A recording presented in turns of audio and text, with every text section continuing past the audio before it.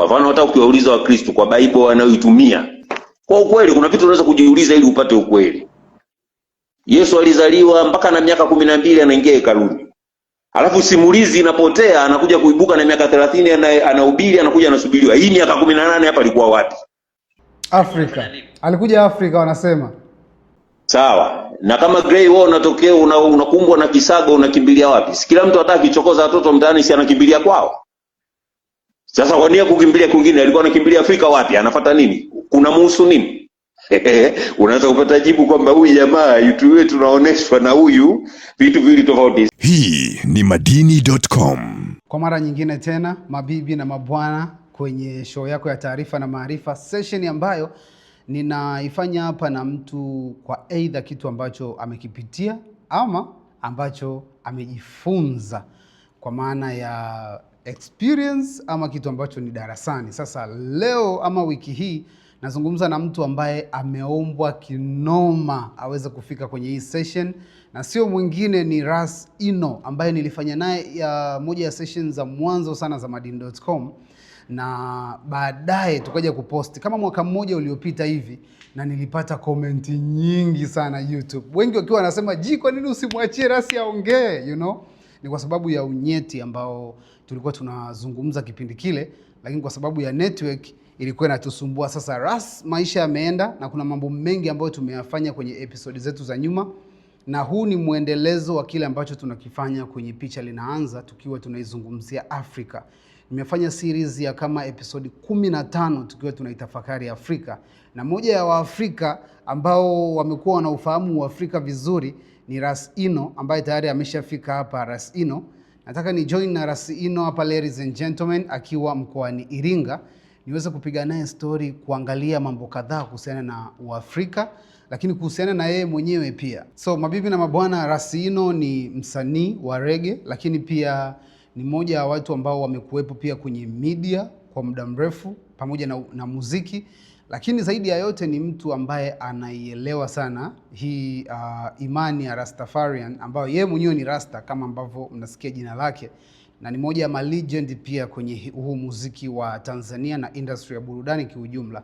Huyu brother ni legend kwenye tasnia ya both muziki pamoja na media, kwa sababu amekuwepo pia kwenye upande wa media. Sasa nataka nizungumze na Ras Ino hapa kuhusiana na mambo mengi ya Kiafrika, kwa sababu kwenye wiki kama 15 zilizopita tumezungumza sana kuhusu hili bara la Afrika, ambalo Ras Ino ni mwananchi wa hili bara, ni mzaliwa wa hili bara, na zaidi ya yote ana imani ambayo kwa sehemu kubwa inahusiana na mtu mweusi wa hili bara. Sasa Ras, najaribu tena kukuunganisha hapa, tuanze kupiga story moja kwa moja, maana it's been a long time. I hope kuna mambo mengi pia ambayo Ras anayafanya na atashare na sisi, kwa sababu yuko mkoani Iringa sasa hivi ninavyozungumza naye. Finally, karibu sana Madini.com Rasta. Asante, nashukuru. Muda mrefu tangu kipindi kile tukaja kuposti interview yako baadaye sana, alafu ikazidi kuwa na ubora ule ule ambao tulifanya miaka kadhaa nyuma. Kweli kipindi kimepita, hata mabadiliko yanaonekana, nywele nyeupe zimeongezeka. Ni kweli, baada ya sisi kuposti uliniambia kuna baadhi ya feedbacks ambazo ulizipata kwenye ile session yetu ya kwanza. Watu wanataka nitoe huduma. Sasa kutoa huduma lazima nijipange na nafasi pia, na mambo mengine nayafanya, mambo yale ambayo kimsingi mimi watu wengi wananitambua kwa mambo hayo. Baada ya kutoa zile hesabu za nguvu za asili, nguvu za dunia, kuna wengine wanasema wanaunda taasisi, makampuni, kwa hiyo wanaomba mahesabu, wengine wanataka kuoa, lakini nimegundua kuna kitu kimoja, ule ni mchakato. Kwa unapompeleka mtu kuelekea ukingoni, mtu anataka majibu ambayo yeye anayo kichwani. Zile formula hata mimi sikuzitengeneza.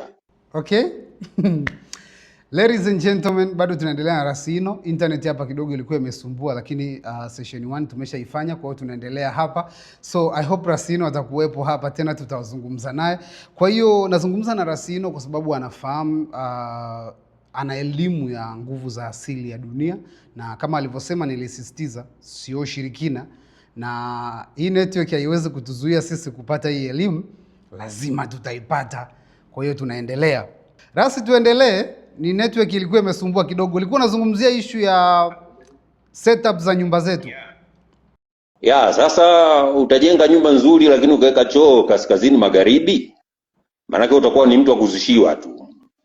Kwa asili nyumba zenye vyoo vilivyoko kaskazini magharibi wanazushia yule Grace Mone vile fisadi nini, lakini hakuna chochote, ni kwa sababu tu au umejenga nyumba nzuri na ndani ya nyumba ziko zile nyumba ya uzazi ya fedha. Unaenda kuweka friji kwenye nyumba ya uzazi, lazima kipato kitakata. Unaenda kuweka jiko kwenye nyumba ya uzazi, ndio baadaye unaanza kuangalia mabango tunatibu nguvu za, hakuna. Ulikosea hesabu, nguvu zipo, zimezimishwa tu na ule moto unaochoma pale kila siku. Oe, eleza kidogo hapo Rasi. Yaani siku zile tulizungumzia kuhusu viwanja, najua wengi watakuja kudai sasa hii elimu. Ndafanya utaratibu wa wao kuipata. Ni hivi, ndani ya nyumba, hata kama unakaa chumba kimoja, ziko nyumba ndani ya nyumba. Nyumba ni jengo, kama hili mimi nimekaa ni jengo. Lakini ndani ya jengo hili kuna eneo ambalo hilo lenyewe linaita kipato. Kuna eneo linaita uzazi, kuna eneo linaita afya, kuna eneo linaita amani. Sasa ikiwa hujui ukaenda kuweka jokofu, friji mahali panapoita kipato, manake unakitia ubaridi kipato, wewe unaita ukata. Ukata utakukumba. Ukata ni ile hali ya kutokuwa na fedha. Alafu ukachukua jiko ukaenda kuliweka mahali ambapo kumbe ndani ya nyumba ile ni nyumba ya uzazi, lazima nguvu za kijamii zitaondoka. Zikiondoka, kwa sababu pale kila siku mnawasha moto unapachoma. Grey, tembelea jiko lolote kwa juu, hata kama alitoi moshi, hata kama mtu anapikia mkaa, lazima kuna kuwa na weusi fulani. Na kwa chini sakafu yake ikifika siku ukipiga nyundo inapasuka, kwa sababu panachomeka moto kila siku. Sasa ukichoma sehemu ya nguvu za kijamii, ndio utahangaika kutafuta mabango tunatibu nguvu za, kumbe mle ndani wewe uliweka sehemu isiyo stahiki. Unajenga nyumba nzuri afu unaweka korido nyembamba kama mfereji. Binadamu akitembea anahitaji mita mraba moja. Sasa unapotoka unajibinya, na ndio unatokea magharibi. Wewe fikiria unatokea kule kwa kudondokea, alafu unajibinya, alafu nyumba unasema hii ngazi ndatengeneza, unafanya uvivu. Kwa hiyo unaondoka kwa kujitupa, alafu kirudi unapanda kwa kushika, yani unaingia kwa kustruggle, unaondoka kwa kustruggle. Usitarajie mafanikio rahisi tu, kumbe mlango utizame upande fulani, sio kwa sababu watoto wanatazamisha kwenye barabara. Uwanja wa pembe tatu, kata ugeuke kashata. Soma mazingira yakoje, kwamba hapa unajua tele upande watu wengi kwa mfano fanya majaribio, penda kulala chali, utaona madudu utakayoota. Kwa nini? Kwa nini usiote madudu hayo ukilala kifudifudi? Au penda kuweka kichwa huku kunakochelea. Wewe jaribu tu, si kuweka kichwa mashariki afu weka kichwa magharibi, utaona aina ndoto unazozipata. Kwa sababu ziko zile ndoto ambazo unaambiwa, nguvu yako ya kiroho inakuja na kuambia kwamba Gray, kesho kutakuwa hivi hivi hivi hivi. Kwa mfano tumehangaika hapa tangu na nitafuta mchana mpaka jioni, mawasiliano yakawa nasumbua, lakini Sudi ilitamalaki mimi na wewe tukutane. Sudi ni jambo linalotokea, kwa Kiingereza wanaita pure coincidence. Sudi, yani ile watu wanasemaga fate sio mustakabali. Fate ni Sudi. Sudi, yani pasina kujua kama leo ndampata Rasino au tutaongea kwenye nini. Kwa hiyo Sudi imetufanya tutoe madini kwa watu wanaoyastahili. Sasa Sudi ni sehemu ya nguvu za dunia. Hakuyumba Rasino. Sudi ipo kabla hata Rasino hajajulikana atakuja lini duniani. Na hizi pande zipo tangu wakati huo, dunia sijui na miaka mangapi huko. Kwa hiyo unaweza kuona hata Sudi nyingine hapo Gray, angalia shati lako, hatufanani rangi lakini mabaka, niangalie na mimi shati langu hapo. Sudi na kirimia, nguvu za asili, sio mimi. Wewe kofia nyeusi, mimi kofia nyeusi, mawani ya kunitazama, Sudi. Kwa hivi vitu vipo. Okay. Ras, okay. Nitajuaje chumba changu ni kimoja? Naweza ningejua nyumba yangu hapa ndo pa kuweka friji nini? Kuna njia rahisi. Unajua kuna ule mchezo wa kuweka sarafu nyumbani. Unajua vibubu havikuanza leo, ni vya miaka. Vina miaka, zamani vibubu vya viungu, baadaye vina miaka. Sehemu ukijaribu ukiweka, kwa sababu unapoingia kwenye mlango mkubwa, maana yake kuna mashariki, magharibi, kusini, kaskazini. Kaskazini yako ya pale unapoingia iko wapi? Ndio kama stuli yako iko kule na kibubu chako, kwa sababu kaskazini inaita ujue. Iko wapi? iko sehemu fulani, sawa, basi naenda naweka kaskazini yangu, itanijibu. Ikinijibu pale naona vitu vinaenda, ni rahisi tu kupima kwamba nikiweka huku inaenda. Lakini pia na mchanganyiko wa wewe fedha zako unazipataje, unazipata katika mfumo upi, na dili zako za fedha unazifanyaje. Hapa sasa ndio hizi nguvu, ukitaka kuhakikisha kwamba hizi ni za asili, mashariki, magharibi, kusini, kaskazini, ukizileta pamoja. Kwa mfano, kila binadamu hapa anahusika na tarakimu ya 0 mpaka 9. Tarakimu duniani ziko 0 mpaka 9 tu. 90 ni 9 na 0. 120 ni 1, 2 na 0 zimechanganywa. Lakini kila binadamu ana nguvu ya akili ya tarakimu. Kuna watu unaweza kukuta anashangaa na utubia, anafikiria hapo hapo na kuongea hapo hapo. Watu wengi namnao ni akili namba 7. Siku nyingine utazungumza namba za akili. Namba 7, kuna namba 5 zipo. Lakini kuna mwingine mkizungumza, sio kwa sababu tu ya ugonjwa, wako magonjwa ya uzandu mtu akili kulala, lakini anachelewa, ndio akili namba yake. Sasa manake huyu mtu kwa mfano fedha zake anatakiwa kupata kiasi gani, aliomba kiasi gani kwa ile kazi. Kama alizaliwa tarehe 2 mwezi wa 3 mwaka 1970, ni 2 jumlisha 3 ni 5 jumlisha ile 1 ni 6 jumlisha 9 ni 15 jumlisha 7 22 jumlisha 0 22 jumlisha 2 4. Mtu huyu akienda mahali akisema nikopeni 400,000 anapata kirahisi, kwa sababu mbele kuna tarakimu 4. Akicheza na mfululizo wa namba zile zenye tarakimu 4, manake 4 yenyewe ni 4, 13 ni 4, 1 na 3 na maanisha 22 ni 4, 31 ni 4, 40 ni 4, unaona 50 na Wow. Kwa hiyo mtu kama anataka mambo yake mengi ya kifedha yaende vizuri, ayafanye Jumanne. Tayari ile siku ni namba 4 kwake, na yeye namba yake ya kuita ni 4. Sasa kapata hela zake 400,000 kalipwa, anataka kutumia 360,000. Achukue 40,000 aweke kwenye ule upande mwingine kwenye ile tarakimu ya 4 kwenye akiba yake, alafu ataona itaita nyinginezo, kwa sababu pesa wakati mwingine ni kama roho, ni roho. Ikikaa isitanuliwe haiongezeki. Ikiwekwa pasina mipango haifanyi chochote kingine cha maana, inakuwa ipo. Siku inakuja tu inaporomoka tu pa. Unahitaji kitu fulani. Sasa ingekuwa hizi formula ni za uongo, zisingeshikana, kwamba ukijaribu ya upande huu na ya upande huu mbona zinafanana. Ras, unajua unachoniambia hapa ni tulizungumza hapa kwamba hizi ni nguvu za asili, sio ushirikina, na ni mambo ambayo wazee wetu walikuwa wanayafahamu.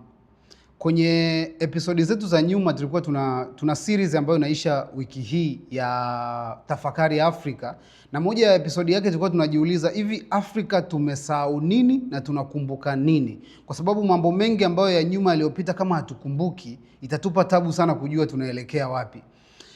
Ni wapi tulipotezea hizi elimu? Kwa sababu naamini litakiwa tuwe na wazee, ama kwenye familia kitu cha kawaida kabisa litakiwa tuishi nazo hizi. Kwanza watu wengi wanafikiri tunacholetewa kutoka upande mwingine ndio sahihi. Kuna vitu vingi vimetoholewa huku vikapelekwa kule. Unafahamu hii simulizi Alexander the Great? Aliyefika Alexandria akaingia kwenye mapiramidi ambako walikuwa wanaweza kukausha zile maiti za wale mafarao, zikakaa miaka, mummies wanaitwa. Mummies najua ya. Pythagoras system kwenye vile vitabu vilikuwa katika mfumo wa scroll. Unajua hata wakati mwingine watu wa imani wanakuwa wanakosea, utasikia kwa mfano hata neno kumbukumbu la Torati ni memoirs of, yani ilikuwepo Torati iliyoharibiwa, sio zile ni patches zimekusanywa. Torati ilikuwa na sheria nyingi sana. Hizi tunazoambiwa sisi mbona Musa alikuwa nazo nyingi? Chache sana. Maana yake vilivyohamishwa sasa wanakuletea vikiwa nusu robo, vikiwa sio kamili. Kwa mfano unafanya madini.com hapa kwa walisia. Akija mtu mwingine akijaribu kukutohoa wewe ufanya madini.com, hata ipata kwa usahihi, kwa sababu si aliyebuni, sio mwenye hayo maudhui na hilo wazo. Sasa vikaletwa, sisi tukawa tunafuata na kufuata wao.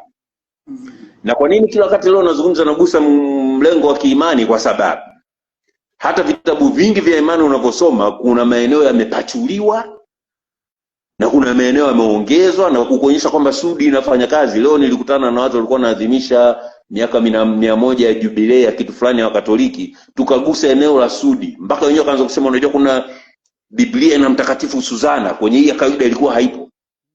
Unaona? Sasa hata ukiuliza Biblia ni nini, bibliography, the collection of books, nani kaamua kwamba hivi tu ndio sisi tuvisome?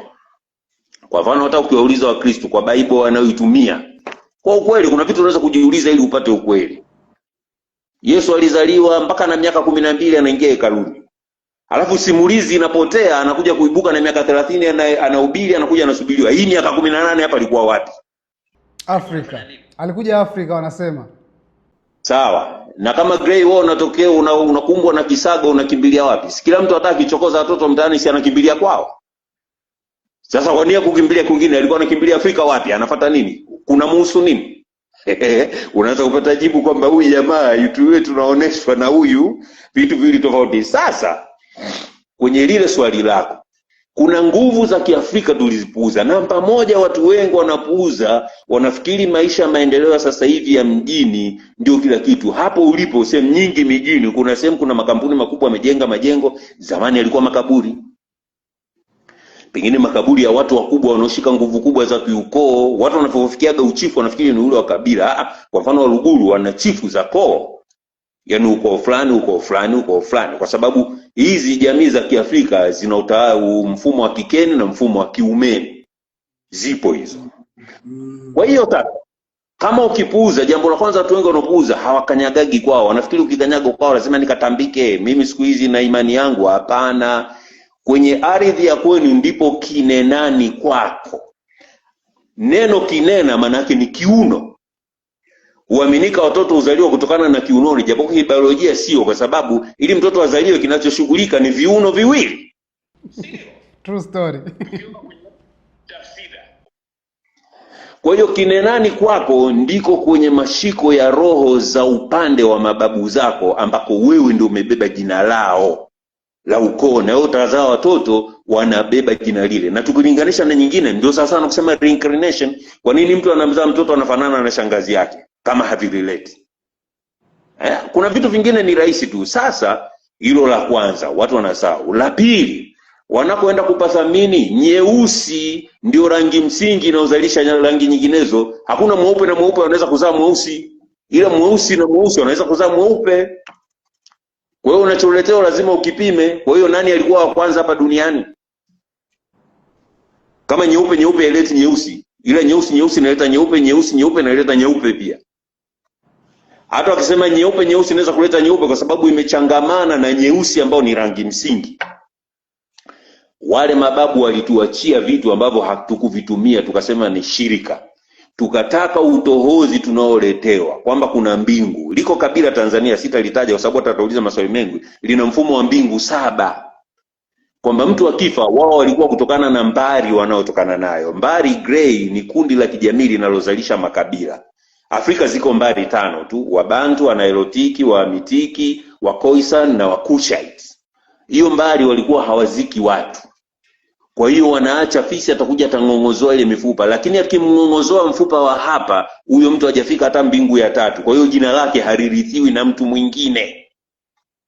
Walitoa wapi elimu ya mbingu? Sasa hiyo ndio maana yake vitu tulivyo vipoteza. Ndio maana unasema ndampa jina la babu yake, lakini babu yake alikuwaje?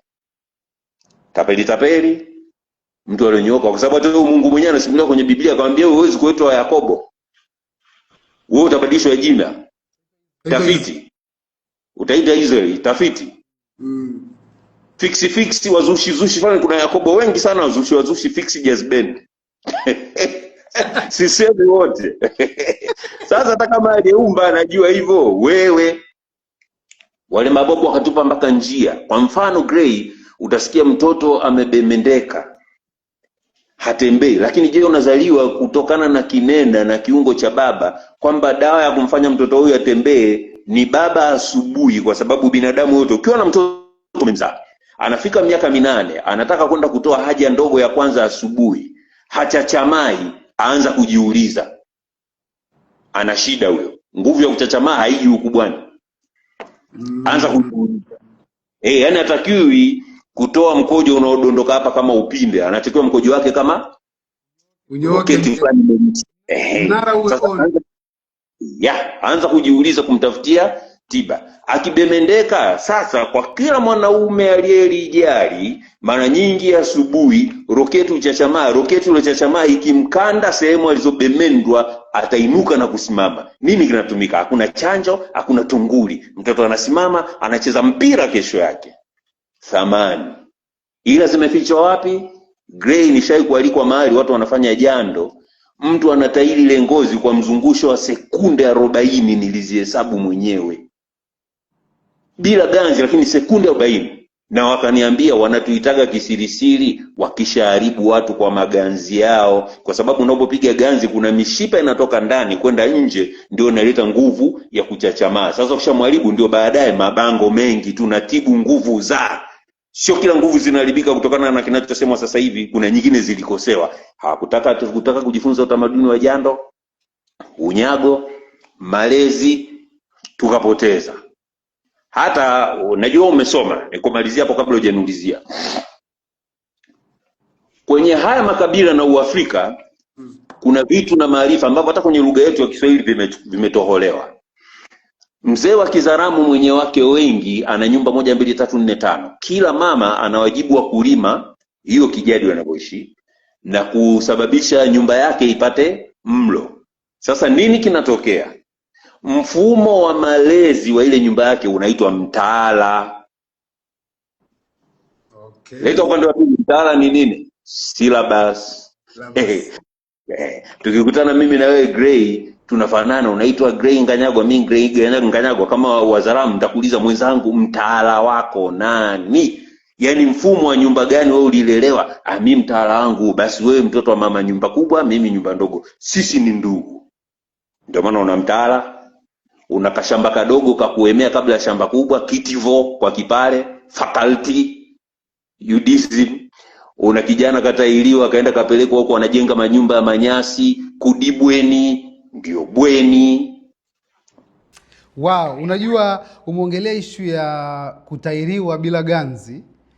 Kwa mara ya kwanza itabidi ni share hapa. Mimi pia nimepitia hiyo orientation, na ulivyosema kwamba wanazungusha, kwa sababu sisi unaandaliwa. Na by the way, nilikuwa najadili hapa juzi na mtu kuhusiana na hii issue kwamba the way ambavyo unaandaliwa kisaikolojia mpaka siku unaenda kutairiwa, hujashikwa na mtu, hutakiwi utikise kidole, hutakiwi, unawekewa kijiti hivi, alafu kakako anakivuta kabisa. Alafu ni kweli wakati nasikia ile, ninachokisikia ilikuwa ni anazunguka.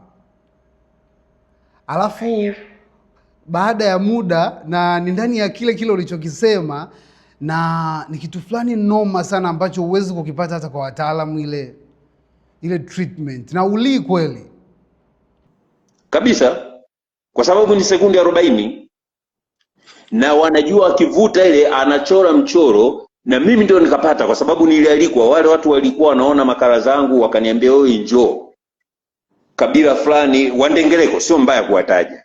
Okay. Wandengereko ni Nzasa tu hapo pembeni ya Dar es Salaam. Kwanza mtu anayetahiri pia ni tabibu. Kwa hiyo watu wote siku walikuwa wanamsimika tabibu mpya, anapewa kitu kinaitwa togolo. Togolo ni kikapu fulani cha matete kimetengenezwa, kinawekwa kichwa cha jogoo. Alafu wanaambia tunakupa wewe, unakuwa ngariba. Wanamuuliza mke wako, uko tayari ule mke wake, yuko tayari huyu awe ngariba? Kwa sababu ngariba ni tabibu, kwa kuna wakati atahitajika kutibu watu saa 6 saa 7 za usiku. Anakubali. Alafu wanacheza ngoma wale mangariba. Alafu kuna kitanda cha kamba kile, teremka tukaze. Wanatakiwa wakiruke, waende kule watoto walikowekwa mamwari. Mwari sio wa kike tu peke yake, hata wa kiume ni mwari. Lakini wanapokuja wanakuja kwa kichwa hivi. Kuna mzee mtu mzima kuliko ngariba mzoefu mkongwe. Yaani kama ingekuwa sasa tunazoea kombe la dunia, yani tuchukulie kama Ureno ndio kijiji cha tohara, alafu Ronaldo ndio huyo mzee sasa. True story. Au Messi. Wakija na kichwa, yule kipa wa Cabo Verde yule mwenye miaka 40. wakija na kichwa, yule mzee anawashika hapa kwenye utosi, anawarudisha mpaka itimie mara 7. Ile ya 7 wakakipiga teke kitanda, wakavuka kufika kule. Ndipo nikagundua Gray, ukipanda usafiri wa umma au mjini, ukikutana na mtu kavaa kibitozi vizuri lakini anakucha hii ndefu na hii ndefu, huyo ni ngariba, kwa sababu hii inatumika kushikia kacha. Mimi ndio nilijua siku hiyo. Kabisa. Wow. Kapiga uzi wa nguvu, kapiga ndaba ya nguvu, lakini anakucha ndefu, bonge la ngariba. Sekunde 45 pia, na wakaniambia unaona wale watoto wanawapaka dawa kidonda, nakwambia anavaa kaptula ya jinzi kesho kutwa na anacheza. Sasa wanasema tunapochora tunapimia ile mishipa kutoka ndani kwenda nje inaishia wapi, tusiharibu nguvu zake za kijamii, kwa sababu kinachofanyaga uchachamalio wa roketi ni ujazo wa damu kwa kwenda upande wa nje. Ndio tusijue ni biolojia ya kawaida. Kwa hiyo nasema huko sasa ukishakuwa na maganzi yao wanaharibu, kwa sababu nasikia maumivu, baadaye mnakuja kusumbuka na tunatibu nguvu za mabango yanaongezeka. Kumbe kuna mahali walikosea. Sasa vitu kama hivyo, mfumo wa utawala mpaka kuhukumu. Ndakupa mfano, kuna kabila linaitwa wa Iraq. Wa Iraq. Wa Iraq. Mbuluni watu kabisa wana maarifa mengi sana. Kwanza wale wanatokea Mesopotamia, Iraki ya sasa hivi. Sasa walifikaje? Watu wanaweza kulinganisha na simulizi ya Mwana Malundi kwa urahisi tu. Wale walikuwa wanaweza kukausha maji hapa wakapita wakaenda zao. Wale kwa mfano wa Iraq kabisa, hakukuwa na mifumo hii una meli nini, lakini watu walifika huku. Wa Iraq mtu akifanya kosa walikuwa na mhukumu, lakini wazee wanakuja kusikiza lile shauri wanatembea na fimbo sikio kuja kusikiza baraza lile la mahakama. Fimbo zinakuwa mbichi, alafu anachukua mti kama ule msongo wa kuchomea mshikaki, unatiwa kwenye jiko, unakuta wana majiko, alafu kila unavyosomewa kule wanaandika. Ukikaa ukitumikia adhabu yako, ukiona walinionea, ukikata rufaa, wale wazee wanakuja na fimbo zile zile tena. Ukiongea unajitetea, wanazisoma. Maana nini? Yale ni mafaili huko kwenye mahakama ya rufaa. Kama mimi nasema taarifa zisizokuwa, wamuulize Muiraki yoyote. Wakati naandika mambo ya Iraki walinipenda mpaka wakanieleza baraza lao la kuendeleza Kiiraki lililoko Ukumburu, mpaka nikakaribishwa. Wana maarifa mengi, maneno kama hakim, kitabu yako kwenye Iraki, Kiarabu kimetoa Kiiraki. Sasa hivi ndio vitu tuliviacha, ndio maana tunahangaika. Unajua umeniambia yes, I say. Kwanza okay, na mambo mengi umenipa hapo mpaka naona okay. Kuna brother mmoja ambaye niliongea naye hapa ambaye yeye amejikita, anaitwa Kidau Joseph Kiula. Yeye anazungumzia kwamba sisi ndo wana wa Israeli original. Anahusisha theology na Waafrika ambao tuko huku. Na anachokisema alikuwa anajaribu kuelezea makabila ya zamani ya Afrika kwamba alitoka kule, na wewe umeielezea. Unakubaliana na hiyo kwamba huenda sisi pia tuna uhusiano na Wayahudi? Huenda tunao uhusiano. Nitakupa mfano mwepesi. Nimemwona yule unamwita Kiula na nimependezwa sana na madini yake, na ni mtu inabidi nimtafute, kwa sababu watu ambao mnafikiria fikra zina mrandano lazima tuchangamane pamoja kuzidi kutanua. Mimi nitatoa mfano ambao ni rahisi sana. Nuhu ambaye anasimuliwa sana, alikuwa na watoto Sham, Ham na Jafet. Na Ham alikuwa na watoto Kanaani, Egypt, Libya, Kush. Katika watoto wanne, hao watatu ni majina nchi ziko Afrika. Kwa nini? Hiyo Afrika ina maana walikuwepo pale wakaishi, kwa sababu yeye Misri wanaoona wale wa sasa hivi ule ni mchanganyiko wa Semitiki na Wamitiki, sio wenyeji. Hao tunaoita pharaohs wa huko Misri ni sehemu masali yao ni vizazi vya watu kama Wamasai, ni watu weusi.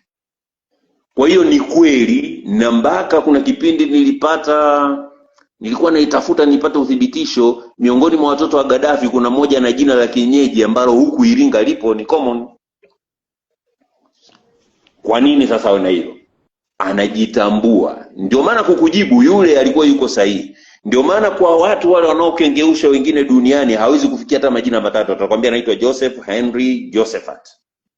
Lakini kwa yule Mwafrika anayejitafuta mpaka majina 5. Mimi naweza kwenda mpaka majina 9 ya nyuma. ya kwangu kwa sababu nilijitafuta. Wengi wanajua kama Racino Nganyagwa 9. Lakini jina la kwenye vyeti nini, vitambulisho, passport, Innocent Richard Nganyagwa, lakini jina halisi Innocent, mengine atachanganyika na kizungu kwa sababu baba baadaye waliingia kwenye Ukristo. Lakini ni Innocent Richard Francis Mwasulami Tambulatwa Mahenge Mugulwa Nyakunga Nganyagwa. Unajua, umeniambia hivyo, nilikuwa najadili na mtu pia issue ya watu wengi hatujui mababu zetu hata 6, na najiimagine hivi mimi naishi hapa na maisha yangu yote, maana yake wajukuu zangu 6 mbele hata kuwa wananikumbuka kama niliwahi kuexist au chochote kuhusu mimi Kabisa. Sasa na katika 9 niliyokutajia kuna kitu kinaitwa jina la nywila. Nywila ni password kwa Kiingereza. Yaani wewe Gray hata kama alipo alitajwi, yani kuna jina mtu hawezi kukudhuru kwa chochote kwa 100% mpaka ajue password yako, pin yako. Mimi na majina mawili ya pin ambayo hapo sijayataja. Kwa mimi jumla majina yangu 11. Okay. Nini majina ya nywila? Hizo nywila zinawekwa na nini? Nywila ziko hivi, Grayson amezaliwa. Babu yake anapewa taarifa na baba yake Grayson kwamba nimepata mtoto wa kiume. Babu anasema kwenye ulimwengu wa roho huko hata kwenye asili, nilioneshwa kwamba atakuja huyo kijana, atakuwa hivi. Sasa limetimia kwa sababu mengi ya mwilini yanatoka rohoni. Utatu. Siwapoteze watu, lakini nataka unaonyesha kwa mfano Rasta wakifanya gharama hii ni alama ya Trinity ya utatu, mwili, roho, nafsi. Sasa atasema kwa kuwa niliambiwa hili jambo, basi yule Grayson utampa majina yako unaotaka akibatizwa nini, lakini kuna jina mimi namzawadia. Yule babu ana nguvu za ulinzi, kwa ina maana kakuzungushia ulinzi. Hilo jina la nywila ambao mara nyingi atakuwa anakuita yule babu, si utaenda kusoma utaitwa Grayson nini. Alafu wakitaka kama wana mashaka utadhuriwa wanalificha. Mimi mwenyewe jina la nywila nilijua nikiwa na miaka takriban 47. Sababu hapo sasa hivi nishatambuka kidogo. Wow. Na speaking of hiyo rasi, moja ya vitu ambavyo ni vya wazi sana kwamba hatukumbuki ni issue ya African time, muda wa Kiafrika. Sisi tunaamini siku huku chini ya ukikata equator chini, majira yetu ni tofauti sana na majira ya kule juu. Lakini ukiangalia sherehe zetu nyingi za dunia ambazo hata huko Afrika tunazisherekea, nyingi sana ni haziendani na majira yetu, kwa sababu kule juu kipindi cha vuli ni tofauti na huku kwetu. Na ukiangalia sisi muda wa saa 1 inaanza asubuhi, lakini wenzetu saa 1 yao inaanza usiku wa saa 6 kule. Kwa hiyo unajikuta wakati sisi tunaamka ndo saa 1 inaanza, kule kwao ni saa 7, na ndio maana huku wenyewe wanaandika kwa Kiingereza 7, sisi ndo tunaita ndo saa 1. Issue ya time nadhani umeshafanya utafiti mara nyingi, ni kwa kiasi gani kupitia majira au watu wameweza kutupoteza Waafrika, hatukumbuki tulipotoka? Wale wanapenda kutumia ule mstari wa GMT, Greenwich Mean Time. Unapita Accra, unapita London, unapita kwingine. Walau ule una uthabiti fulani, ukiacha hizi PM, AM. Past midnight, after meridian na vyovyote. Sisi tunao majira yetu, tuna kalenda zetu za mwaka. Ndakupa mfano mdogo na utaona vitu vinatoholewa wapi. Wasukuma ambao kwa sehemu kubwa ni sehemu ya wale Wabantu warefu, maana kuna Wabantu wafupi. Mwaka wao unaanzia mahali fulani hapa Oktoba, Novemba. Na miaka hii ya kijadi yote inalingana kwa sababu inafuata mzunguko wa mwezi. Kwa sababu mwezi ulivyoumbwa sisi tunauona upande mmoja tu. Miezi 6 unakuwa, yani siku 30 unakuwa kwa kwenye mwanga, unapokuwa kwenye giza ndio unapinduka unarudi tena upande ule ule. Ndio maana Warusi wale kutuma chombo kiangalie nyuma kukoje. Hatujai kuona mwezi upande wa pili hata siku moja. Okay. Ndo nasanuka sasa hivi. Huwezi kuona milima ile imebadilika, tunasemaga kama mtu amechorwa nini, ni milima na mabonde. Mwezi uko vile vile, kwa sababu ukikaa hivi siku 30, unapopinduka kwenye zile 30 hatuuoni, umegeuka upande wa pili, ukija kurudi umegeuka tena pale pale. Sasa maana yake ni nini?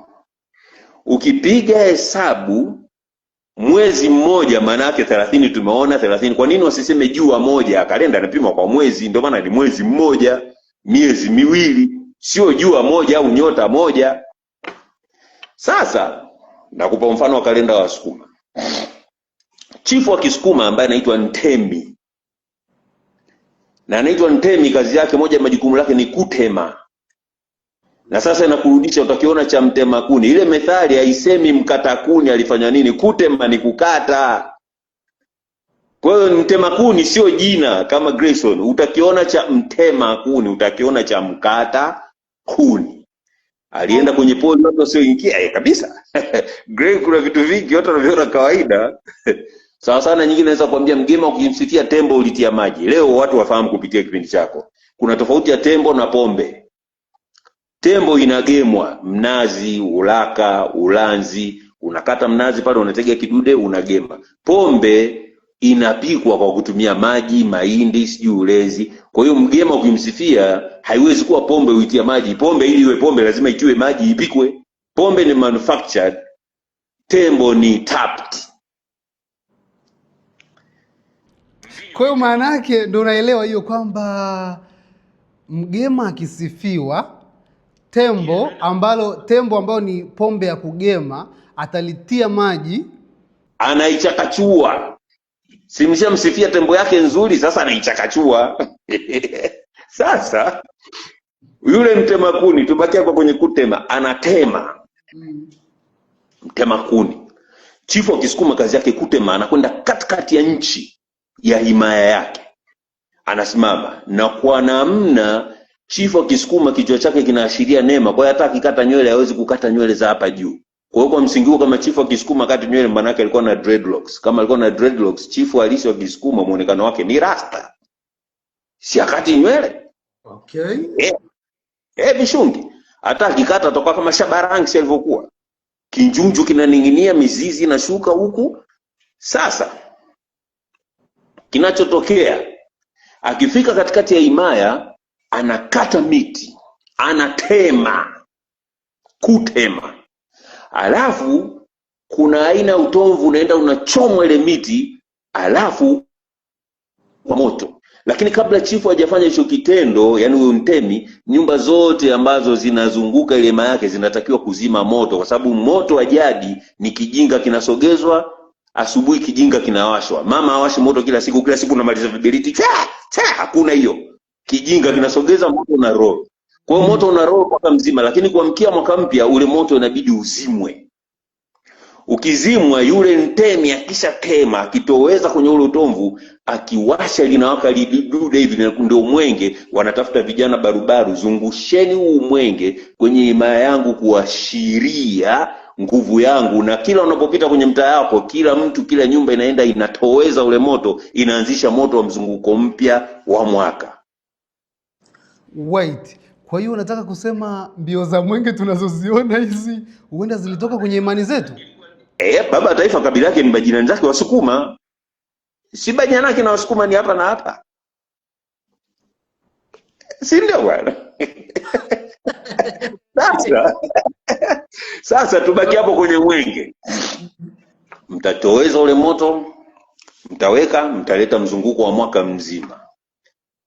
Sasa kuonyesha himaya, alafu anachukua udongo anaubariki kwa ajili ya kilimo.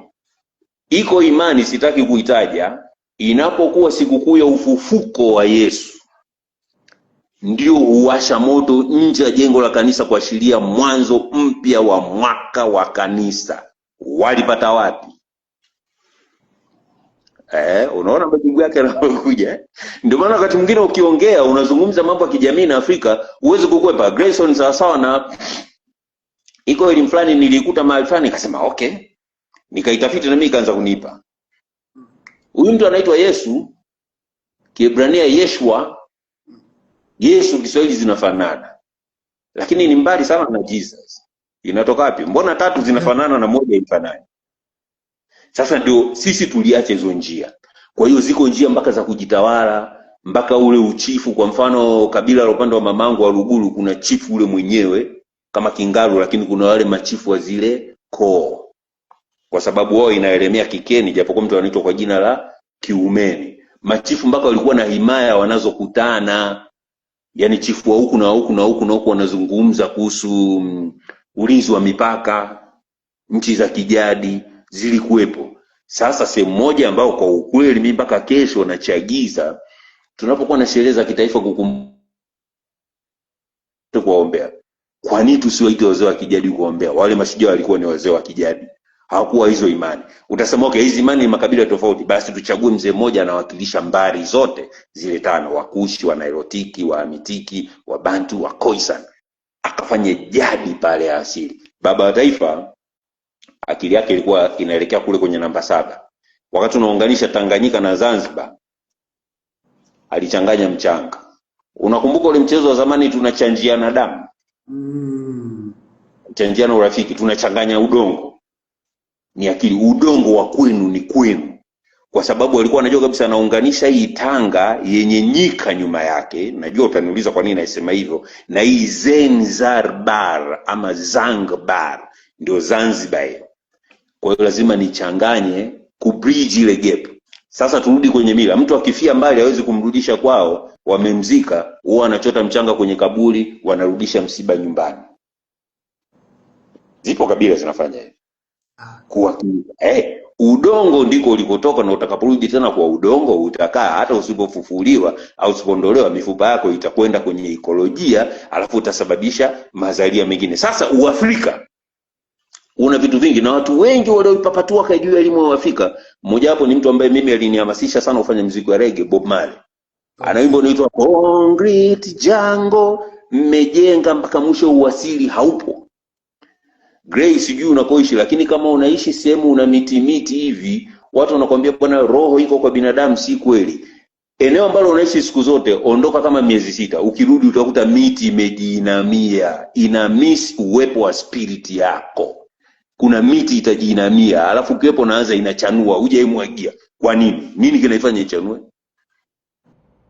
Ndio Uafrika tulipoteza. Unajua umenipa madini mengine ulivonipa hii hoja ya mbio za mwenge, ishu ya mwenge, kwamba na ishu ya kuchanganya udongo. Maana yake yale matukio baba wa taifa alianzisha yalikuwa ni matukio ya Kiafrika ya kijadi, haikuwa ishu tu ya ishara ya kawaida. Hata ukumbuke kwanza ule mzee wake alikuwa chifu. Yeah. Na wakati yeye anazaliwa, unajua baba wa taifa alikuwa anaitwa Kambarage, original name. Yeah, alikuwa nilisoma kitabu cha Mzee Pius Msekwa, alikuwa na jina jingine ambao akawa analia sana, ndio akampa Kambarage akatulia. Na sasa Kambarage wakati anazaliwa mvua kubwa ilinyesha. Kambarage ndio mzimu wa kuombea mvua wa Kizanaki. Sasa angalia mvua zilizokuja kutokea. Mtu mmoja tu kusini mote mwa Afrika, mvua ya ukombozi, watu wakakomboka. Mtu mmoja tu. Makaburu kila kimtafuta wampate, wametafuta wengi, wengine wakawapata. Uweze kumpata mtu ambaye kapewa jina la mtu anayenyesha mvua ya neema. Wewe utampataje? Wewe kaburu, utashindana na Kambarage, the spirit. Unajua hata ukienda hivi sasa, kitu kingine tena umenikumbusha. Unafahamu lile ziwa Victoria limepewa jina la ule Malkia Victoria? Yeah. Ushajiuliza kwa nini kwenye kombe la taifa wakati ule linachezwa timu ya kule inaitwa Ruelu Eagles ya Bukoba? Kwa nini haitwi Victoria Eagles? Ruelu ndio jina halisi la lile ziwa kwa mujibu wa haya. Na I hope Uganda nao wanayo la kimila kule kwa wanaliita ile. Wanayo. Na lile ziwa likifuruma, mtawala lile ziwa anaitwa Mgasha Yatema, yani Mgasha amekasirika. Sawa sana. Ukienda Kigoma kuna wana nini zao wanatambikia kwa mtu anaitwa Kabogo. Kabogo ni ukoo mkubwa tu Kuyinga. Lakini kina Kasozi Nyanza, unaenda yani unachukua, unaashiria, unachukua mavumba unapuliza upande wa mashariki, unasema Ngotula Bay, njoo tusikilize. Sasa ukiniambia mtu anafanya shirikina, kuna tofauti gani na kufanya hivi? What's the difference? Unajua, umenikumbusha, speaking of Mwanza na Ziwa Victoria, kuna baadhi ya mambo tunaochukulia kama ni miujiza, lakini nilisoma kitabu cha Mzee Pius Msekwa, akawa anaelezea jinsi ambavyo mamba zilikuwa zinachukua watu, yani ndio usafiri, kwa maana ukiwa na kesi upande mwingine wa kisiwa, mamba zinachukua watu, zinamsafirisha mtuhumiwa, anaenda kusikiliza kesi upande wa pili, na mamba inamrudisha yani mamba anamrudisha mtu tena kisiwa cha tatu, kisiwa alichotoka. Ni story ambazo mtu akisikiliza anaweza akahisi no, hizi za kufikirika bana. Mamba sio za kufikirika, kwa sababu wako chini ya utawala wa nguvu ya asili, kwa hiyo unaweza kumtuma. Si sawa na mtu akichukua kisu akikatia mboga, si anapika anakula, akienda kumchoma mtu si ni kitu kibaya? Ndio maana kuna mkoa fulani ilikuwa inatokeaga simba wanasumbua, afu akisumbua kuna mzee fulani alikuwa akinuka, akienda kule wanatulia. Unakumbuka? Okay,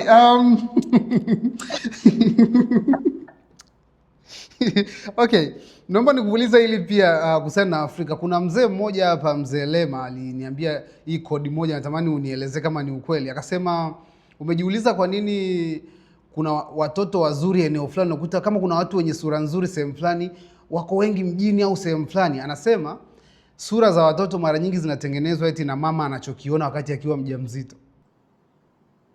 Namba moja, kuna ukweli kwenye hilo. Namba mbili, sura zetu wote zipo, ndio dhana reincarnation ipo. Mimi nilishakwenda sehemu fulani, kijiji cha asili cha pili, cha kwanza ilikuwa Kaning'ombe kata ya Masaka, cha pili Kiponzero kata ya Maboga, nikapanda sehemu kunaitwa Kihanga, sehemu yenye ardhi ya mchanga. Na ndugu zangu kwa kule, kwanza walikuja watu kunisalimia, wengine nikataka kukimbia kwa sababu aliingia mtu, yani sasa na marehemu kakaangu aliyofariki, sura yake. Hizi sura zipo, zinatokana na nyama, mifupa na damu zetu. Inabebwa kisaikolojia na kukaa ndani. Ikikaa ndani inaenda kuzalisha kilichopo. Mimi kwa mfano ni mwanamuziki wa pili kwenye ukoo. Alikuwepo mtu ambaye anaambiwa tofauti yake na mimi, yeye hakuwa tu na vishungi, hakuwa na dreadlocks, lakini mimi ni yule. Na huyo alikuwa ni kaka wa baba, lakini walikuwa wanaachana pakubwa. Lakini nasaba yake ikaja kwangu. Sasa manake ukiacha anachokiona, lakini ukichanganya na nasaba, lakini pia ziko nyakati za timing za maumbile mazuri, hata za jinsi, kwamba nataka mtoto wa aina gani, muda ni upi. Kwa sababu hata hizo wanazoambiwa kalenda za ujauzito nini ziko za asili. Zipo. Wanawake walikuwa wanajitunzaje je wakati huo? Zipo za asili. Ukienda mbali ukitafiti, kuna makabila wanafanya mpaka operation za uzazi ikishindikana. Wow. Zipo kabisa. Sasa maana yake kuna vitu vingi ukivichimbua, ndio maana walikuwa wanajua. Kwa mfano nishamkuta tabibu mmoja nikamuuliza, wewe unajuaje? Akasema kwa nilivyo mimi, kwa yule dada alivyo. Kuna dada mmoja ana mwili kama mwanariadha, yani kama alinusulika kuwa mwanaume. Akasema yule mimi lazima nimuoe sababu atanijaliwa watoto wazuri. Alinusulika kuwa mwanaume. Kweli akamuoa. Vyuma vilivyokuwa vinatoka hapo, ungembea mama yao ni huyu hapa. Yule jamaa alikuwa daktari. Sasa mimi nilifanya makusudi kwa sababu nilimwangalia yule. Okay. Nikasema atafikia hivi. Ndio maana nafunika tafsida. Ashako hiki ni mkebe wa mawani. Lakini nikikuonyesha hivi, unajuaje kama mawani yaliyoko humu ndani ni mazuri? Wakati mwingine watu tunakimbilia mkebe, vilivyoko ndani havina uzuri kama huo. Hii ipo sana kwenye masuala ya mahusiano. Siku nitafute kwa elimu hiyo huko, ndaifumba tafsida ndaifumbata, lakini neno litakuwa linaeleweka. Kwa hiyo huyo alichokuwa anasema sasa, Uafrika uko katika sekta nyingi, ndio ule unaitwa umajumui. Na ndio maana watu wengine, mtu kama Gaddafi alikuwa anapenda Uafrika, tuseme ukweli. Nipe tu tole. Okay? Kwa hiyo natamani kuna watu walishawahi kuniona mimi nazungumza mambo ya asili, wakataka niwe umugitumbi, wanaita wenyewe kwa Kikuria sijui nini, kwamba niwe mwenyekiti wa baraza la wajadi. Nikamwambia wazee watu wazima kuliko mimi, shikeni nyinyi, mimi tutachechemua, kwa sababu walikuwa wanaoji. Kwa nia mbaya. Kama una baraza la sanaa Tanzania, kwa nini huna utamaduni? Sanaa ni matokeo ya utamaduni. Utamaduni ni mkubwa kuliko sanaa. Kwa hiyo utamaduni unasimamiwaje na kitu kidogo? Yaani Gray uwe na mtoto afu mtoto akusimamie wewe. I make sense. Wakaniambia tulikuwa katika harakati karibu tuanzishe hilo baraza la wajadi, kwamba tunataka mambo yetu ya kijadi, kukiwa na sherehe za kitaifa jadi ipewe nafasi yake. Na tupate maarifa mengi ya matibabu, maarifa hata ya hali ya hewa. Mimi kuna kipindi niliishi kwa babu yangu Kibaha, niligeuka kama Tarzan. Unajua? Yaani nilikuwa naweza kuangalia kivuli. Kwa nini? Kabisa naangalia kivuli hapo nakwambia saa hizi ni saa 4 kasorobo. Kiangalia saa ni hiyo hiyo. Kivuli cha miti kwenye jua linavyopiga miti. Nakwambia saa hizi ni saa 4 kasorobo. Okay. Hata jua likipatwa zamani mchana uangalie juu. Ukiangalia hivyo unaona majani kama yamejikunja kopa, anaambia jua limepatwa. Chukua kidogo paka moshi geuza hivi, utaliona. Sasa kizazi cha sasa hivi tunapokwenda zinapotea kwa sababu wengi wanategemea sana kubofya. Unaweza kubofya ukapata taarifa sahihi lakini zimekaa pale kwa sababu kuna watu wanazijua ndio maana wakazisema. Na utaletwa madude mengine mengi ya kujaribu kukengeusha. Usione, lakini thamani ya Mwafrika iko pale kiasi, kisiasa, kimichezo, kiutamaduni. Tuna mieleka yetu ya jadi. Kabisa kuna makabila kubimbili sana. Unafahamu wimbo wa napunga mkono mama kitambaa cheupe? King. Wakuria wana ngoma inaitwa iritungu. Iritungu inapigwa na chombo kinaitwa ekegogo. Zeze. Inaweza kapigwa kwa ujumla lakini wakati unachunga ng'ombe tu unaweza ukawa unapiga. Sasa Wakuria walikuwa na mfumo wao wa kudeti, vijana wanadetiana na wasichana. Pembeni kwenye miamba iritungu inapigwa alafu mtu anaingia. Sasa kama msichana kakupenda Gray anachukua kitambaa cheupe anakupiga nacho tap muingie katikati. Katika kucheza maongezi mengine atakwenda na baadaye ndio maposa ataenda nyumbani. Sikuwahi kupata nafasi ya kumuuliza mzee Kiki wewe umetohoa. Kitambaa cheupe kipo kule. Wewe hiyo. Kuna kitu umekiongelea hapa, reincarnation. Yeah. Hii imani ambayo Asia ipo sana, Mabudha wana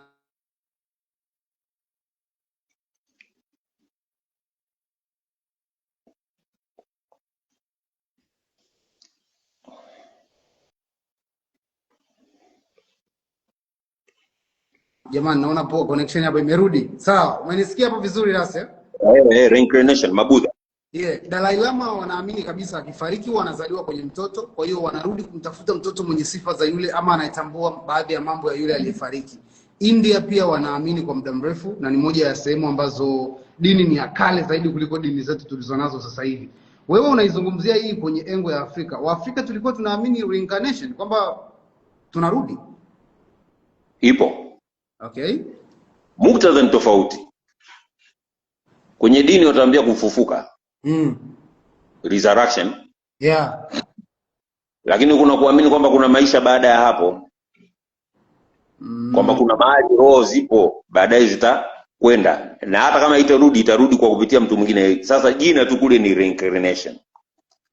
Lakini ingekuwa wazi hata kwenye kuamini alikuwepo kabla hajakuwepo, akiwa neno akaja, si ni ile si alishakuwepo na akitoka hapa si anakwenda kuwepo. Yani ni ile inasemwaje na nani anaamua kuamini nini? Na nitakwambia kwa nini itapingwa sasa wakisema Wahindi na nani. Watu wasichokijua kuna Wahindi wanatambikia mababu wa Kiafrika wapo. Kabisa kuna Wahindi wanacheza nusu ya ngoma zao za Kiafrika wapo. Siku nyingine tutaongelea, mimi nawafahamu wapo. Wanasema kabisa sisi tuliambiwa na babu zetu tumetokea sehemu fulani. Kwa hiyo sisi na nyinyi tuna ndugu fulani. Watu hawakutani tu kwenye nasaba fulani. Wasiojielewa ndio watabagua watu. Lakini watu hawakutani tu kwenye nasaba fulani. Mtu anasafiri mamaili na maili anakuja anazalisha vizazi kwa sababu tu hapa. Tuna vitu tunafanana. Katika watu huku Ulaya kuna watu wanaitwa Wajerumani, wale wana tabia nyingi sana kama za kwetu. Itakurudisha. Kwa mfano hata kwenye kuchimba dhahabu nini wanajua. Kama kuna kitu fulani ukikosea hutapata hivi. Mkienda mahali mnatafuta kuna nyoka anakaaga pale, watu wote mkiwepo anakaa na watolea macho mshukuru, lakini mkiondoka Gray akiwepo yule nyoka anamtingishia kichwa, Gray anafanya maana anakuita njoo. Mimi nishakutana na mtu kabisa, yani wakikaa wote joka lile linawaangalia. Watu wote wakiondoka kibaki peke yake, nyoka anaondoka. Alafu anamtolea kabisa ulimi, alafu anapotea. Jamaa anaita wenzake twendeni, wakijikusanya limekaa pale. Nikamwambia yule alitaka wewe ndio ukachukue. Wewe alikukubali. Wengine aliwakataa kwa sababu gani? Yale mambo hayataki uchafu, ukienda na uchafu utaangamia. Sasa hao ukiangalia hao wazungu wa aina hiyo wa upande wao unawataja, ukiwaangalia hawa nani unaosema reincarnation, wana tabia za kusoma maisha kama ya kwetu. Ukitembelea nyumbani kwa Muhindi, ukakuta maua mengi yamepanda, sio zote ni maua, nyingine ni dawa. Kichwa kikiuma tu anachukua ile anasaga anatumia. Nafahamu nimesema. Nyingine ni dawa. Kwa dawa nyingine kabisa zinazuia hata pepo wachafu. Wow. Ni dawa. Yes, wala hawavagi mabango kama haya kwa sababu wanavaa tu. By the way, bangili Sasa hivi bangili vina trend sana kwamba vina kitu. Ni nini hicho? Aziji bure. Aziji bure. Na hii elimu kienda kwenye Uafrika inafundishwa, na hata kule kwenye mahesabu mi grey hapo. Hata unipe mkufu wa dhahabu wenye thamani gani, si uvai. Dhahabu sio yangu. Nilishajitambua. Ila rangi hizi hapa, silver ni kwangu. Okay, unajuaje? Maana mimi napenda silver tu by default. Sisi kama nimeivaa, niambie nikaitumia. Ninakupa uthabiti na mambo yako yanaenda. Kuna namna tu ukiwa na nini, unaona vitu fulani vinaenda kwa sababu sudi yako imekaa hapo, sudi ile ya Kiafrika. Okay. Kwa hiyo dhahabu inaweza kanikubali mimi kukukataa wewe, au dhahabu haifai kwetu wote? Kila mtu ana nini yake. Hata kwa mfano kwenye kuhisani kuna watu tumepewa bwana, wewe wako wagonjwa. Kusikia mtu anaumwa mjali. Wewe wako sijui watu fulani. Kabisa zipo hizo kwa sababu ndiko uliko wekewa. Sasa ukienda upande mwingine ndio utakuta haiendi. Sasa hizi ni elimu zina mambo mengi. Na watawala wanaofahamu walizitohoa wakazitumia kwenye ithibati ya kuthabiti nchi. Hata kuna baadhi ya nchi zilibadilisha mpaka majina. Kwa sababu ukipiga hesabu jina hili mbona hatuendi. Hata sasa hivi watu wakitaka kujua kwenye Uafrika. Leo asubuhi nilikuwa naangalia mechi fulani. Makamu wa rais kaingia. Mimi nilijua tu anaenda kufungwa. Nilijua tu kwa sababu niliangalia zile rangi nikasema hii rangi walovaa jamaa leo. Waliovaa wale wengine wa Turuki ndio ina rangi za bendera ya hawa wanaocheza nao. Wao wakajivalisha kiza. Wakapigwa goli. Nikacheka tu nikasema ilishatimia ile. So hizi zipo. Definitely. Sasa okay, rasta kuelekea mwisho, Rasino.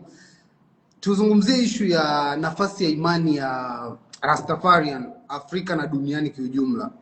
Hapa katikati imekuja issue ya kila mtu ni rasta. Siku hizi rasta zimekuwa kama ni fashion.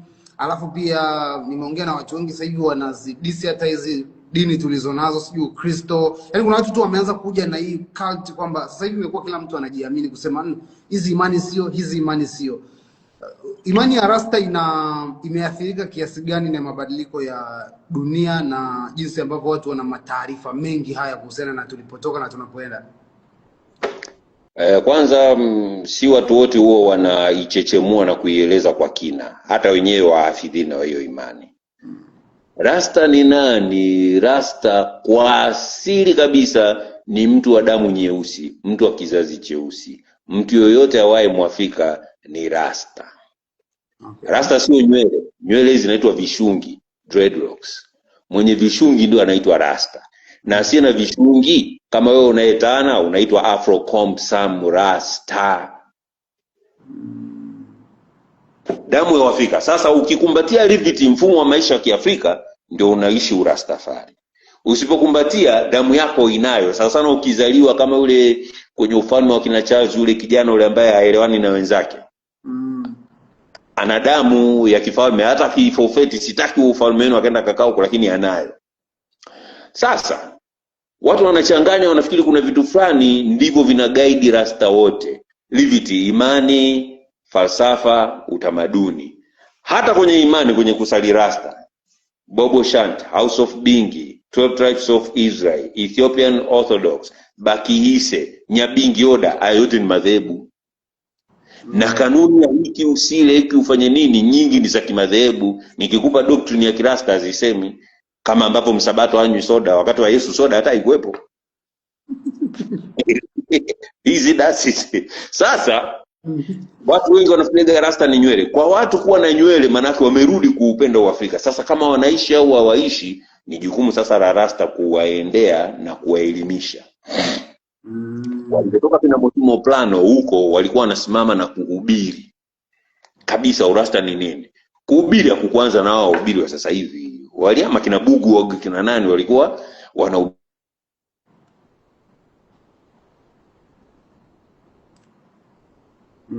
Jamani, network kidogo hapo, tunaendelea kumalizia na Ras Ino. Ladies and gentlemen, tumepata madini mengi sana hapa, na ni kuhusiana na asili ya Mwafrika na tulipotoka tunapoelekea, na I hope, naona hapa comment, naona watu wengi wana request wanatamani niongee, lakini hii session ya live najiba na huwa naitenga kwa mtu mmoja kama hivi, na ni mara chache sana nazungumza na watu ambao wamekuja ghafla hapa.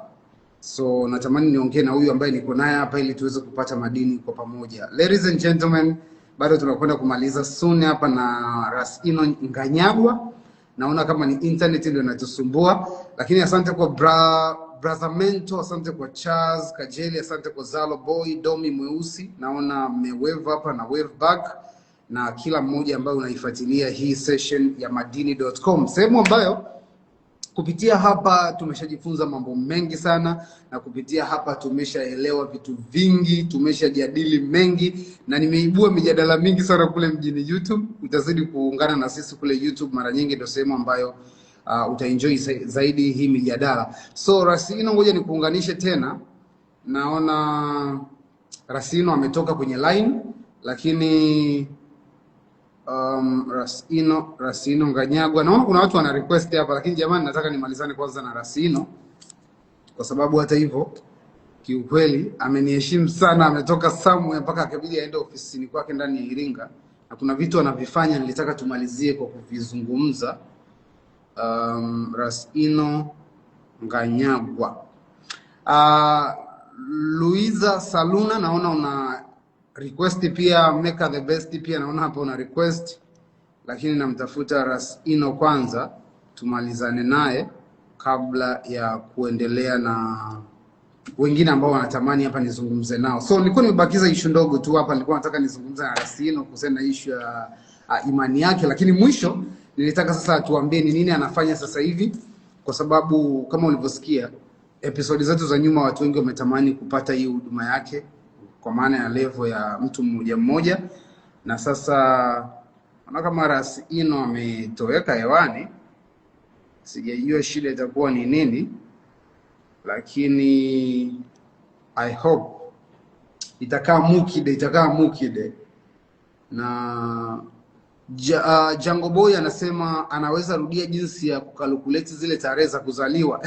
Sasa hii ni interview ndugu yangu, kama ni kurudia sasa ni issue ambayo itabidi umuhitaji kwa baadaye, kwa sababu au uifuatilie kupitia East Africa Radio, na ifuatilie pia kupitia YouTube, unaweza ukasikia. Rasi, tunamalizia. Yeah. Okay, so ulikuwa unazungumzia issue ya hatma ya dini ya Rastafarian Afrika. Unanipata, unaniona? Naona kama umestaki, lakini sauti nakusikia. Sawa. Sasa sijajua hapo mmoja itakuwa. Unaweza ukajiondoa ukarudi tena? Here.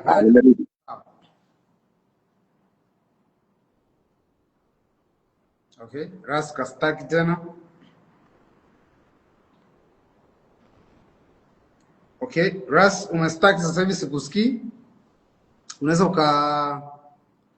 ukajiondoa alafu ukarejea tena tukaimalizia hii, kwa sababu zimebaki dakika chache tu. Ras, angalia sehemu ambayo unaweza ukajiondoa, kwa sababu itakuwa ndo namna ya kurestart hii system. Lakini tulikuwa tunaizungumzia hatma ya Rastafarian Afrika, na pia nilitamani kujua sasa Rasino anafanya nini, kwa nini hataki kutoa huduma kwa watu, kwa sababu wengi waliniomba kwa nini usimrudishe Rasino, kwa nini usimrudishe Rasino. So leo nimemrudisha. Ida 9 asante sana. Faiza TZ pia asante pia.